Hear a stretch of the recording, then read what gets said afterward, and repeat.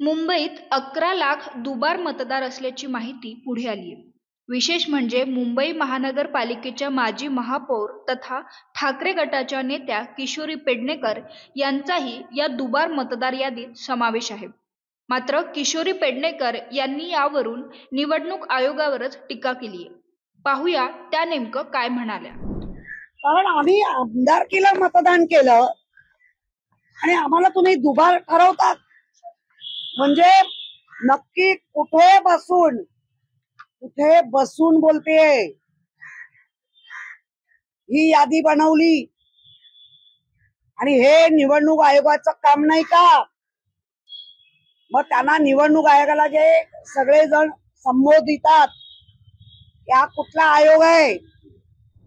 अलीकडेच उबाठा गटाच्या किशोरी पेडणेकर यांनी दुबार मतदार यादीवरून आगपाखड केली.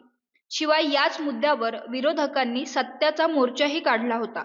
परंतु आता आदित्य ठाकरे यांच्या वरळी विधानसभा मतदारसंघातील 4 प्रभागांमध्येच सर्वाधिक दुबार मतदार असल्याची माहिती पुढे आली आहे. विशेष म्हणजे वरळीत हजारो दुबार मुस्लिम मतदारांची नावं आढळल्याचं समजतंय. भाजपचे माध्यम प्रमुख नवनाथ बन यांनी वरळीतील दुबार मतदारांची यादीच वाचून दाखवली. ऐका ते काय म्हणाले. ही यादी जवळपास 250 ते 300 लोकांची आता माझ्याकडे आहे. परंतु या यादीमध्ये आणखी रिसर्च केल्यानंतर जवळपास 1,500 ते 2,000 मुस्लिमांची दुबार नावं वरळी मतदारसंघामध्ये आढळून आलेली आहेत. परंतु किशोरीताई पेडणेकर असतील, उबाटा गटाचे इतर नेते असतील, त्याच्यावर चकार शब्दाने बोलायला तयार नाहीत. उबाटा गट जाणीवपूर्वक हिंदू दुबार मतदारांवर शंका घेते. जिथं जिथं हिंदूंची नावं दुबार आहेत तिथं तिथं यांच्या पोटामध्ये दुखतंय आणि त्याच नावावर आक्षेप घेण्याचं काम यांच्याकडनं का केलं जातंय? एवढंच नाही तर वरळीतील दुबार मुस्लिम मतदारांच्या जोरावर आदित्य ठाकरे विजयी झालेत का असा सवालही नवनाथ बन यांनी केलाय. आदित्य ठाकरे यांनी राजीनामा देऊन पुन्हा निवडणुकीला सामोरं जाण्याचं आव्हानही त्यांनी दिलंय. आदित्यजी ठाकरे यांना देखील माझा सवाल आहे. तुम्ही सातत्यानं दुबार मतदारावर पॉवर पॉइंट प्रेझेंटेशन देत होतात. आता अशा पद्धतीनं मुस्लिम दुबार नावं वरळीमध्ये समोर आलीत. या दुबार मतदारांच्या जोरावर तुम्ही निवडून आला आहात का? आदित्य ठाकरे, तुम्हाला मुस्लिम दुबार मतदारांनी मतदान केलं म्हणून तुमचा विजय झाला का? हा माझा सवाल आहे. माझा निवडणूक आयोगाला देखील सवाल आहे. निवडणूक आयोगाला देखील विनंती आहे की अशा पद्धतीनं मोठ्या प्रमाणामध्ये वरळीमध्ये आणि मुंबईतल्या अनेक भागामध्ये मुस्लिम दुबार नावं आढळत आहेत. ही दुबार नावं तातडीनं कमी करण्याचं काम निवडणूक आयोगानं देखील केलं पाहिजे. निवडणूक आयोगानं या सगळ्या प्रक्रियेकडे तातडीनं बघावं आणि ही सगळी दुबार नावं हटवली पाहिजे.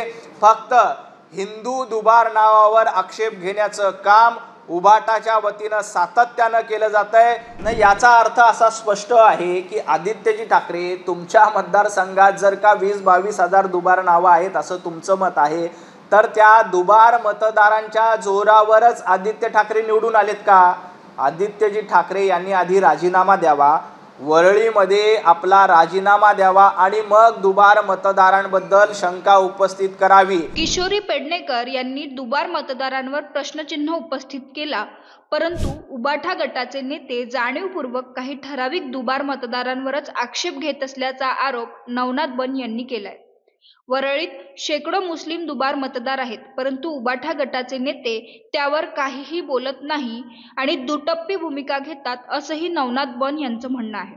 ऐका ते नेमकं काय म्हणतात. खरं तर सातत्यानं उबाटा गट दुबार मतदारांवर बोलतोय, परंतु उबाटा गट जाणीवपूर्वक ठराविक लोकांच्या दुबार मतदारांवरच प्रश्नचिन्ह उपस्थित करतंय. उबाटा गटाच्या वतीने किशोरीताई पेडणेकर आणि उबाटा गटाचे बाकी सर्व नेते फक्त हिंदूंच्या दुबार मतदारावरच आक्षेप घेत आहेत. याच्या आधी देखील आम्ही उबाटा गटाला प्रश्न केला होता की तुम्ही फक्त हिंदूंच्या दुबार मतदारांवरच का आक्षेप घेतायत? त्याच वरळीमध्ये मोठ्या प्रमाणात मुस्लिमांची, अल्पसंख्याकांची दुबार यादी माझ्या हाती आहे, ज्याच्यामध्ये शेकडोनी मुस्लिम दुबार मत आहेत. परंतु उबाटा गट त्याबद्दल चकार शब्दानं देखील बोलायला तयार नाही. मुंबई महापालिकेत अल्पसंख्याक मतदार दुरावू नये यासाठी उबाठा गटाचा हा प्रयत्न असावा का? वरळी विधानसभेत असलेले मुस्लिम दुबार मतदार आणि उबाठा गटाची त्यावरची भूमिका याबद्दल तुमच्या प्रतिक्रिया कमेंट बॉक्समध्ये आम्हाला नक्की कळवा आणि महा MTVच्या YouTube चॅनेलला सबस्क्राईब करा. धन्यवाद.